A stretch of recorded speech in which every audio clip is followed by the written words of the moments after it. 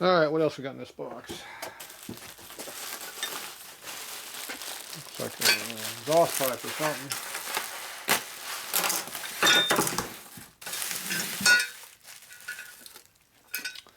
Panhead miscellaneous junk parts. So it's a Y pipe for a panhead. Swing arm was straight.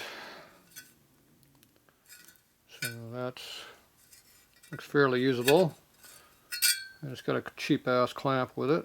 Pretty thin. Probably original. So good enough for a beater bike. Ah, front axle with an original nut and washer. Yeah, that's nice. Not corroded at all on the inside, only on the outside. It's fine. That's good, I like that. And we got a rear one too. It's got a pair of axles. Look at that. So I don't know if these are off of 58 or off a later design. These are different widths for the different wheels. 58 to 62 would be one spacer, then 63 to 68 would be another spacer. And then they would change again when they went to the late star, which would be your 69 to 72. Alright, so this one looks pretty good. I don't know if I got original axles on my 59 bike or not. If not, these are going to go on it. Because I like original. So that's good stuff for that bike. And then it looks like we have a oil tank bottom mount with a little bit of a rust hole in it. Acid eats them up. They always eat up on that corner for some reason. Why is that?